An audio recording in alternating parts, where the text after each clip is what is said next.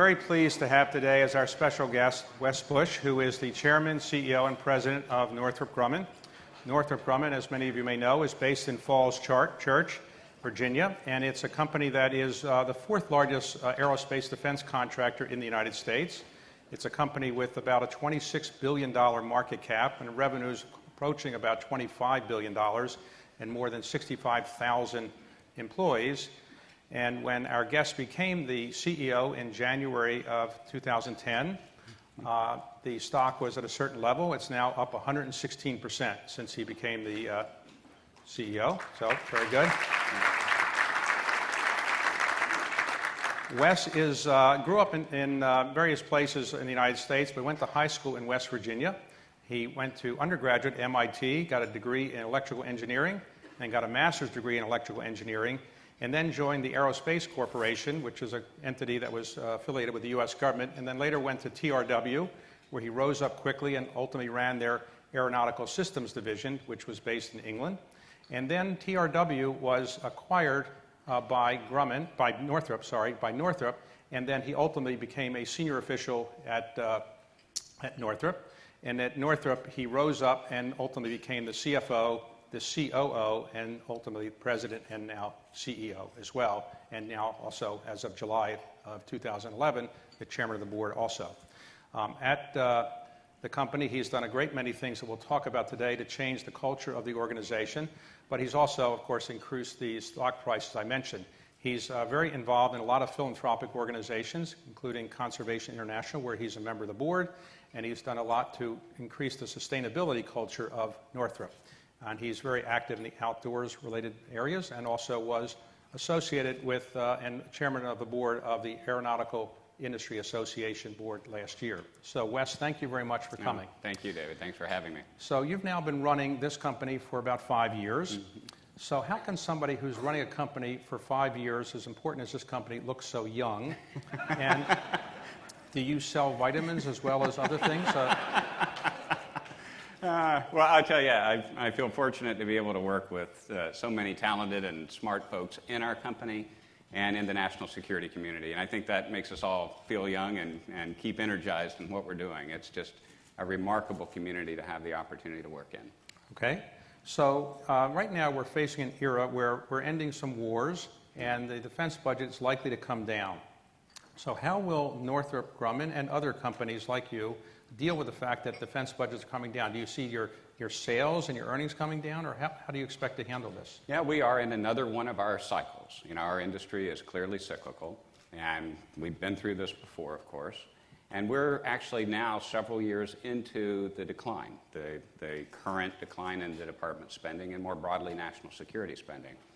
I will tell you that just my perspective and experience in our industry, there's always a tendency, everybody likes to chase growth. I think it's far more important to stay focused on what we do well. And that really has been driving our thinking over the last few years. Maintain our focus and make sure that we're doing the right things to create value for all of our stakeholders, clearly our customers and our shareholders, but also for our employees as we go through a bit of a downturn. So I would say focus is really the driving thought. So do you think the defense budget of the United States should be coming down? Do you feel that it's, some people say that because of sequestration, we will be cutting too much out of the defense budget. What's your view on that? I think we are in a very different time today than we were back in the 90s when the defense budgets came down. You know, in the 90s, we were just coming off of the Cold War. There was a perspective, and you can look back and ask if the right policy was put in place at that time, but nevertheless, there was a perspective that because we were coming out of the Cold War, the threat profile had declined, and because there was less threat, we should make less of an investment in national security, and those two things kind of went together. There was some logic to it. We're in a very different place today. I really haven't met anyone, either in Congress or clearly in the national security environment, who would say that today the threat profile to our country and to our allies is less than it was just a few years ago. And yet we are struggling to deal with a deficit environment. And so we all know that defense and national security has a role to play in dealing with that environment. But where we've come over the last few years has, I think, been unbalanced. The entirety of the budget cutting that's occurred has been on the back of the discretionary budget. which is a minority of the total spending, if you look at the total spending in the United States. So I don't think we have it in the right place yet. And to ask our customer community to continue to deal with the fullness of the threat environment, which is what they're being asked to do, but with far less resources, I don't think we've got that quite right. So that's your view. Do you talk to members of Congress from time to time and say maybe they should increase defense spending? Do you lobby a fair bit or not? Our industry has been, I think, quite vocal on this topic, that we really believe that the nation needs to have an alignment between strategy and investment, and that we're not aligned yet today. And so, yes, there is quite a bit of work that we all do in terms of making that perspective known and to really support what our customer community has been saying in that regard as well. So do you meet with the President and the Secretary of Defense on these subjects as well? And does the President seek your advice on this issue? Well, I will tell you that within the Department, the Secretary of Defense, both our current Secretary of Defense and the last several Secretaries of Defense, have been very open to interacting with industry. They've created what I think is actually one of the best partnerships between government and industry with respect to national security that I've seen over the duration of my career in this industry. I think there is a really good partnership there. So talk about your customer base. Right now, Northrop Grumman has sales of roughly $25 billion or so annually. What percentage of that is really to the U.S. government? What percentage is to U.S. companies? And what percentage is overseas? We today are predominantly focused on the U.S. federal government. About 86% of our sales last year were U.S. federal government. But our international business is growing rather quickly. Last year we were about 10% international. We expect that to grow this year. And in part that is growing because the administration and those in the Department of Defense that are involved in setting the strategy for how we support our allies are taking, I think, the right approach to encouraging a broader view of what we should be exporting to our allies. So that's creating a nice opportunity for us to better support our allies around the globe, and we're stepping up to that and making our company more global. So if you, let's say, go to, let's say, a European country, an ally presumably, and you say, I'd like you to buy my products, and they say, I would like to buy them, you have to get the Pentagon to approve that. Is that right? You can't just sell them to these. There's actually quite an approval process. Certainly our customer, our direct customer, needs to be very supportive of that. So the Pentagon, of course, needs to be strategically aligned with that capability being provided to an ally. But State Department also has a voice in this process, as does Congress. So there has to be an alignment across the political spectrum to make those things happen. Now, a number of years ago, you built one of the most famous bombers of all time. It's called the B-2 bomber. And originally, I think there were supposed to be about 130 of them built. Yeah. But only about 20-some were built, so they were about $1 billion a copy. What happened to the B-2 bomber? Is it being used, and is it effective today, and is it worth the money we spent for it? Now, the B-2 bomber is clearly a very, very critical part of the nation's force structure today. They are deployed and utilized as needed and have a very high availability rate, and we're very proud of that. We're very, very proud of the program and what it's contributed to national security. I think, as you know, there is a program that the Air Force is pursuing today for the next generation of long-range strike. I think that is a really important program for our country and certainly a program that we as a company intend to support fully. This is a B-3? You might call it a B-3, but it will be a next step. Well, if you did the B-2, you have experience, won't they just automatically give you the B-3? That doesn't work that way? It's a competitive environment. Okay. So today, a lot of your programs are ones you can't talk about. That's true. So what can you talk about in those programs? I mean, can you tell us of any great, products you have that are spying on other people that, is there anything you can tell us that we can learn that we don't know about before, any of these great programs? We won't tell anybody. Well, not really. But I can tell you some of the things that we're most proud of right now. We're clearly very proud of our unmanned systems capability.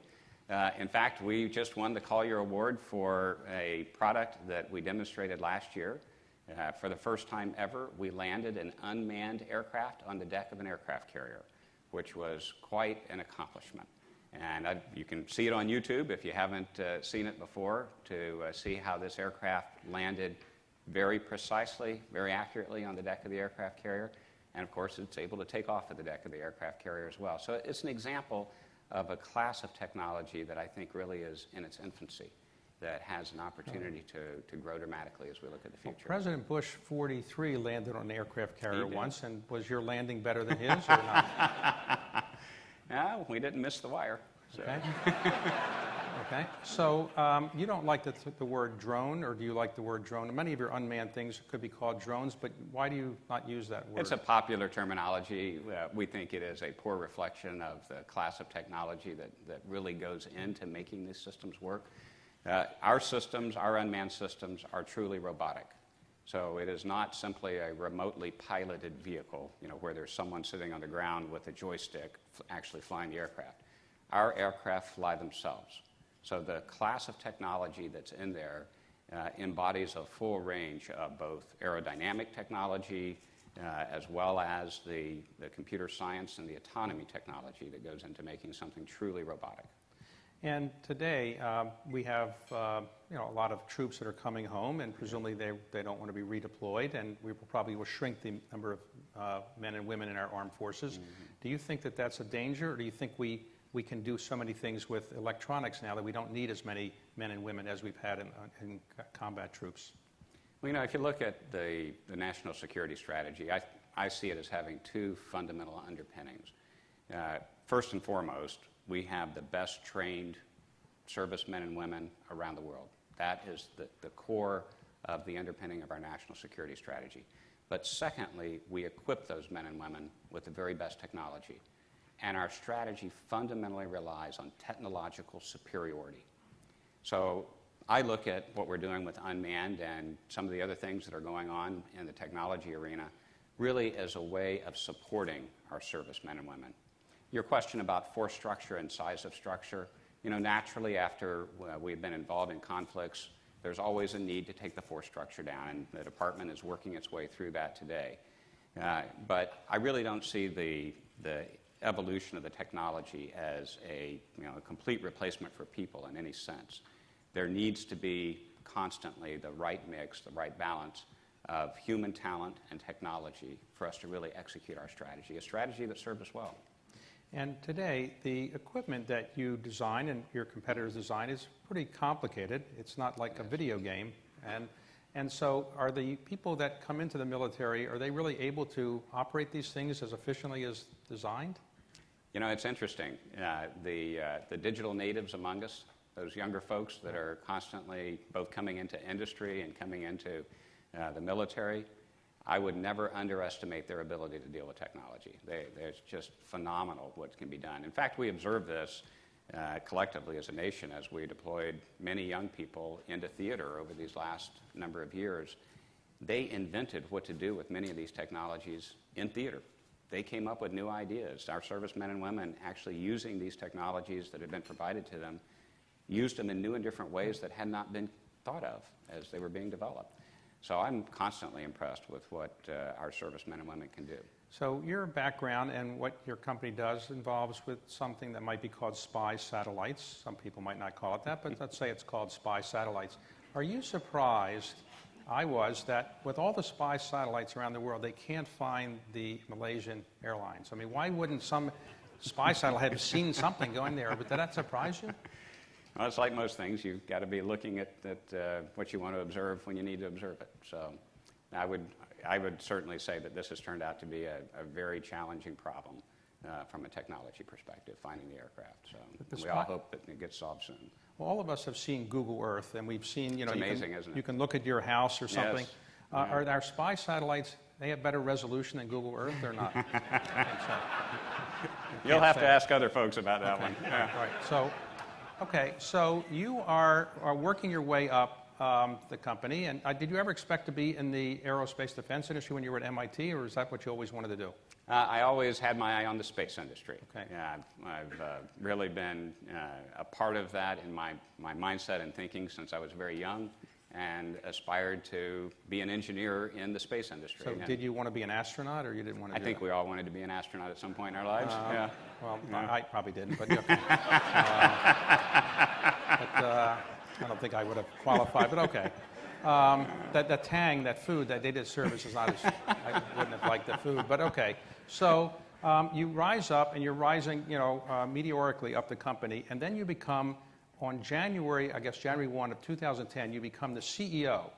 And the first day, you say, I'm moving the headquarters from Los Angeles to Washington. Yes. Was that a surprise to people? Would they have given you the job if they'd known you were going to do that? I'm sure there would have been a number of folks that would have thought twice about that. But I will tell you, we've had great support within our company. Certainly our board and our employees have been very supportive. And the transition here to Washington has gone extraordinarily well. The reason for it was fairly obvious. We needed to be closer to our customer community. Being in California was great in terms of the legacy of the company, and we continue to have a very large footprint in California. We have an amazing technology set of organizations there, huge installed capital infrastructure in California. But we needed our senior team to be closer to our customer community. And that has worked out very, very well for us. So do you spend 1 or 2 days a week meeting with the Pentagon people, talking about why your products are good or something like that? Is that what you do? I personally, but also I would say more broadly, our leadership team spends a lot of time in the Pentagon, spends a lot of time in the offices of the other parts of the national security community, as well as the other parts of the federal government. You know, it is a team effort when it comes to national security. And we need to be actively engaged across the board. Let's talk about cyber warfare for a moment. I presume that your company has something to do with it, but you can't say. But do you think that we are winning the cyber warfare game or world, or are the Chinese or others ahead of us? How would you rate us compared to other countries? Well, we're clearly very involved in cybersecurity. It's one of the cornerstone technologies in our company. It's something that we've been involved with long before the term cybersecurity became a popular term. And our involvement, of course, came about through our work with the federal government and the need to protect the networks of the federal government. I am very concerned about this particular area in several dimensions. First, it is an area where, when you look around the globe, the status of the threat profile is pretty advanced. And I won't name countries or go into the fine details of that, but it is asymmetric. It takes a fairly small investment on the part of an adversary to put at risk large investments that we have as a country. So we have to be very vigilant about this, and I'm pleased to see that even again in this year's President's budget proposal to Congress, that there is a large investment on the national security side for cyber defense and cyber protection. My biggest concern, though, as we look forward, is we really aren't yet to a place where we're thinking about the broader society impacts of cyber and business stepping up to really deal with that level of issue and that level of threat. There are some constraints out there that are holding businesses back in many respects. Part of it is knowledge and communication, but quite frankly, another aspect of it is legislation.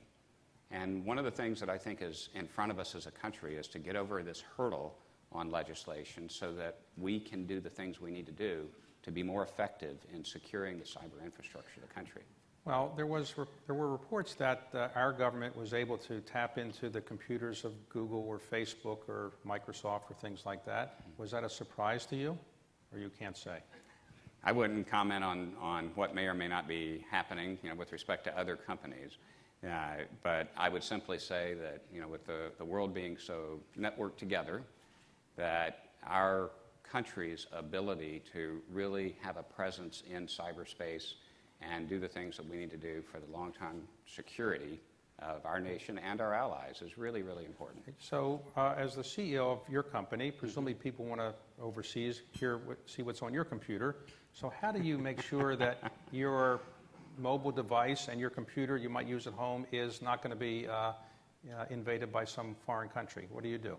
Well, we all spend a fair amount of time and energy on our company's cybersecurity. Our company and other companies in our industry have made large investments in that arena.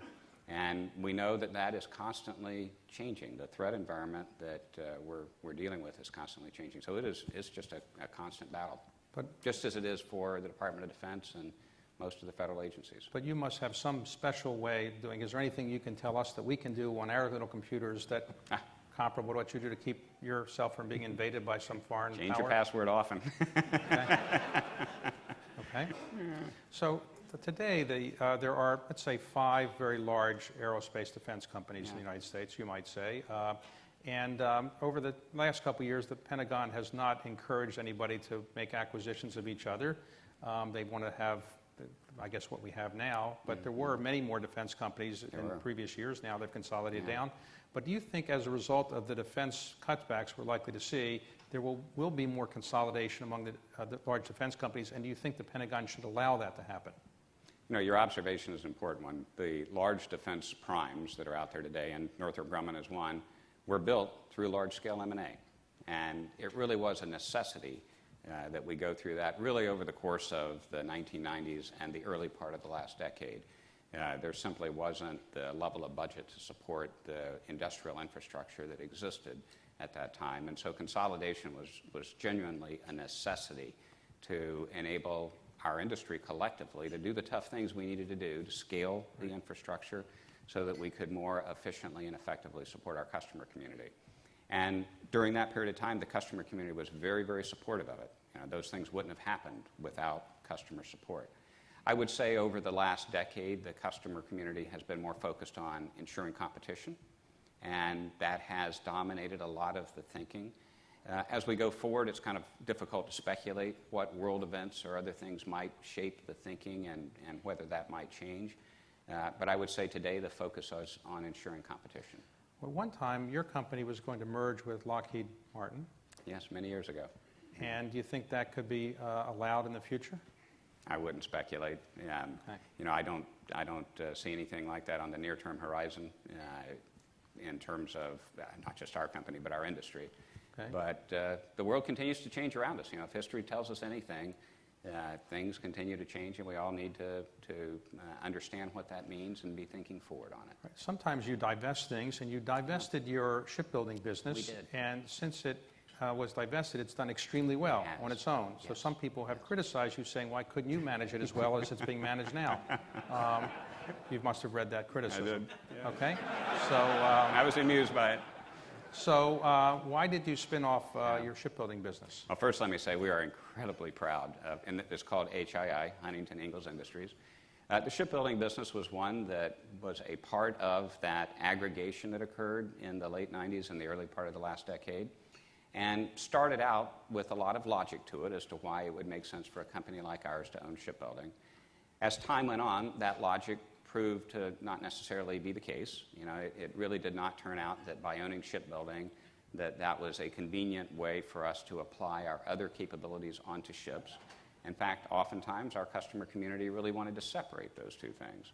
It also became more clear over time that the inherent business model in shipbuilding was different than the model that we were using to create value in the rest of the Northrop Grumman enterprise. And it was our assessment, and I think time has proven it to be true, that these two businesses would fare better separated as opposed to being together.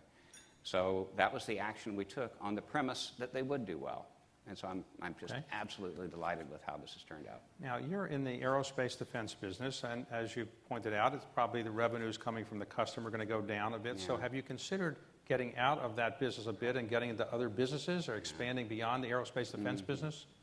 You know, I think that is oftentimes what companies will do because people love to chase growth.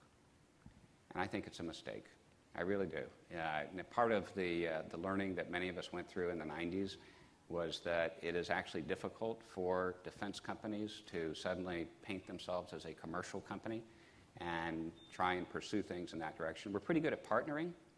So where we develop technologies and capabilities that might make sense to be applied in the commercial arena, finding the right partners is often a good business strategy. But I think it's more important that we stay focused, that we use the capital that we're able to generate in our business to create value through investing in ourselves and, of course, where it makes sense, to return some cash to shareholders. And that's really been the approach that we've been using over the last number of years. I think it's working well for us, and we're determined to keep that focus. Now, as I pointed out earlier, you do have a big interest in conservation and the environment, and where did that spring from? I think it really came from growing up and enjoying the outdoors. My dad was someone who also, and still is, loves the outdoors, and I have two brothers, and he constantly took the three of us out and went camping and hiking and the rest of it. And you're oftentimes a product of how you grow up, and I certainly am. Okay. So you've tried to make your company more sustainable in Yes. terms of its products and so forth. Absolutely. Can you describe how you've taken an aerospace defense company and make it sustainable? I mean, Yeah, it's often kind of a quizzical look that I get when I start talking about environmental sustainability, and don't you make weapons? right. I think we all have a responsibility in this regard. If we think about any of our enterprises, whether we're in the defense business or any other business, I think we have a social responsibility, a long-term responsibility to think about sustainability and to do the best that we can with the resources we have at our disposal to think about what our companies are doing, both in the near term and the long term. So we've taken on what you might say are sort of the traditional things, but actually I think very important things. We've worked hard on our greenhouse gas emissions. We set a goal about 5 years ago to take out 25% of our emission intensity, and we actually achieved that in about 3 years. So our team really rallied around this and focused on it. We're working hard on reducing our solid waste and also working hard on reducing our water utilization. I will tell you one of the things that has been, to me, the most satisfying about this is not getting other organizations to say, hey, isn't that great? Northrop Grumman's doing something good. What's been most satisfying to me about this has been to see how our employees have rallied around getting this done. It has unleashed an energy and a pride in our company that I quite honestly thought might be there but did not expect at the level that I've seen it. And our ability to make progress as rapidly as we have is really a credit to our employees who see this as something important. And today, if the President of the United States called you and said, you've done a great job in running an aerospace defense company, why don't you come in and be Secretary of Defense? Would you go into the government? You've never served in government, I think. Many of the people who run aerospace defense companies have served in government at one level or another. Do you have any great burning desire to go into government? I guess not if you haven't done it yet, but being Secretary of Defense, would you ever consider that? Well, I will tell you that I am completely 100% focused on doing what I'm doing today because number one, I love what I'm doing, but secondly, I feel that I'm actually able to make a difference for our country and working with the team that I work with and working with the community, the defense community that I work with. I admire folks who step up and take on public service. I think that is, I always admire it and I appreciate when people do it. And everyone gets to a certain place in life where I think they think about those things differently. But I will tell you, I am completely focused on running our company. All right. Well, then suppose the President called you up and said, I have a problem in the Ukraine, and do you have any products or services I could use that could help me? What would be your advice to the President about what he should do in the Ukraine? Do you have any advice for him? I really would stay out of providing advice on that front. I would simply say I think it's important for our national security capability to be capable of supporting the President at all times and everything that we're doing. And I am very worried that the vector that we're on from a budgetary perspective is one that will undermine the President's ability over the long term, whoever is President at any particular point in time, to really do what needs to be done. So I think we've got an issue there that needs attention. So can you give us a look in the future? In other words, sometimes you're developing in your Skunk Works or equivalent product areas new products that are going to be the future. So are there any great things in the future that we can see in 5 or 10 years that are coming out of companies like yours that are going to make our life better? Yeah. I would say that the part of the excitement of the defense industry is exactly that we are constantly working on the leading edge of technology. In our company, we have about 65,000 employees, and a little more than half of them are degreed scientists, engineers, mathematicians. So this is a very technologically sophisticated enterprise. And the lifeblood of an enterprise such as this is that technology flow and that investment that both we make in our enterprise from a technology perspective and that our customer community makes in us. So we are constantly innovating what's next. And we're also constantly careful to protect what's next, because if we're going to have technological superiority, we're not just going to open the cupboard and let everybody see what's there. But the message that we have when we get out and recruit, it might be interesting to go to work for some of the big names that are seen as commercial technology companies. But for young folks who really want to work at the leading edge of technology, it's our industry. has been for a long time, and we're determined to continue to make it that way. Okay, so at a school like MIT where you went and comparable schools, a lot of the very talented engineers are people that had come to this country from another country. They come over from China or India or other places in the world, and they get a degree here. Are you able to hire these individuals if they're not American citizens for your type of company, and how do you deal with that issue? Yeah, we are able to hire some foreign nationals, but not many. It is a challenge. And I think broadly it's a challenge not just for our defense industry, where the clearance issues sometimes become more complicated. I think it's a challenge for all of our industry, that we are educating so many bright people in our country that we aren't able to keep in our country. So I'm a strong proponent of getting on with it with immigration reform and enabling us to take advantage of the amazing educational enterprise that we have in our country to help continue to grow our economy. What do you see as the biggest single challenge for your company going forward? Is it the defense budget, or is there other things that you worry about the most? What is the biggest problem you see? The biggest challenge I see over the long term is talent. You know, our enterprise runs on the brilliance of the people who work in it, both in terms of folks in our company and in terms of folks in the Defense Department and the other elements of the national security enterprises. And it is a tough battle for talent out there today. I think that there is sometimes a misperception that because the economy has been a little bit tough for a few years, that it's easy to hire people that you need. And when it comes to getting the best, they have a lot of opportunities, particularly when it comes to getting the best out of American universities, which I think continue to be among the very best educational enterprises on the globe. So talent, over the long term, I think is the challenge. So you're losing these engineers to Google, Facebook, or hedge funds or private equity funds? Who are you losing these people to? It's not so much about losing to. It's about getting them when we're out there recruiting. And quite frankly, and I think many folks have studied and understood what's happening from a STEM education perspective, we're not graduating as a nation enough qualified STEM graduates to support the demands that we have today. And hopefully, as our economy starts to tick up over the next few years, that demand will continue to grow, and we've got to get more through our pipeline. So when you went to high school in West Virginia, you went to MIT, were you intimidated when you got there and thought, wow, there are a lot of brilliant people, or do you think they weren't as smart as you thought they were going to be? I think anyone who walks in the door at MIT and isn't intimidated isn't awake. It is a fascinating environment, an environment that I absolutely loved. Lots of incredibly smart people and lots of folks who are just naturally talented at asking tough questions. So I really enjoyed it.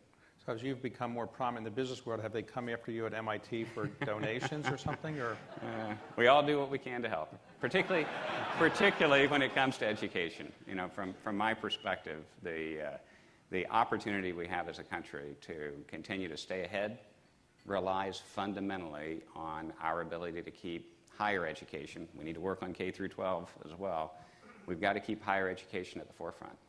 So when you deal with members of Congress and you try to explain your programs to them, do they really understand what you're talking about? Do they have a sophistication to understand what you're talking about, or they really don't quite get it, do you think? You know, I think there's always a mix. You know, those who serve on the committees that are focused on our issues, I find invest the time and energy and have the natural curiosity about what's going on from a committee perspective, that they really do understand it. There's always a ramp up when new members of Congress come in, and we've had quite a few new members come in over the last few years. It takes a while for any person, no matter how smart you are, to get your arms around the complexities of what goes on from a national security perspective.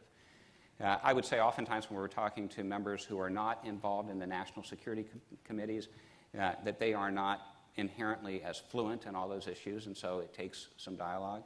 But I would say across both parts of Congress, both the Senate and the House and both parties, there is a strong interest in national security.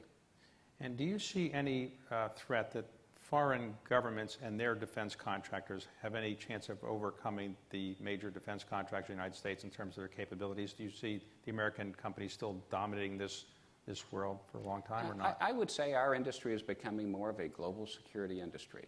There is a lot of partnering that is going on between companies based in the U.S. and companies based in our allied nations.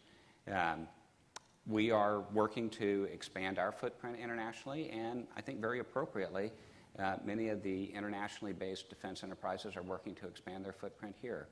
So I think of our industry as a global security industry, not just a domestic security industry. Now, today, two other large companies are based in the Washington area in aerospace defense. They are headed by women. That is General Dynamics and Lockheed Martin. So do you feel like you're part of an affirmative action program, being a male running an aerospace defense company, or do you think it's not affirmative action that your company's happy to have you as the CEO? You know, let me just say, David, I am really proud of the progress in our industry in that regard. It wasn't that long ago that if you had suggested that the defense industry was a good example of diversity, you'd have gotten a round of laughter, and very appropriate laughter, because we were not. We've made great progress, and we not only have some terrific women CEOs in our industry, and they're absolutely terrific CEOs. We also have outstanding women executives at all levels. In fact, if you look inside Northrop Grumman, half of the senior executives who report to me are women. And we're a better company because we have improved our diversity and our inclusion. I think we are a better industry because we have been working so hard on diversity and inclusion. Are we perfect? Absolutely not. We've got still in front of us a lot of work to do. I actually give a lot of credit to our customer community. You know, this is an area where the DoD, I would say before the industry side of it really began to think hard about this, DoD was thinking hard about it. And our customer community has worked hard on diversity and inclusion. So we all collectively have a long way to go here, but we're making really good progress, and I'm proud of how we're doing. So you're in your early 50s, and you have a long way to go. Do you have any plans to stay for a certain number of years in your current position, or you want to do it for 10 more years, or you have any plans? You know, I'm having so much fun at what I'm doing. I haven't really thought about that from a long-term perspective. You know, as long as the board will have me, and I'm having a good time doing what I'm doing, I hope that I can continue to help create value and help support our national security. So if you do leave at some point, have you considered the higher calling, such as private equity or something like that? Gosh. No? Not right now. Okay. Well, not right now. Thank you very much for your time. Thank you, David. Thank you very much. I'll give you a gift. Let me give you a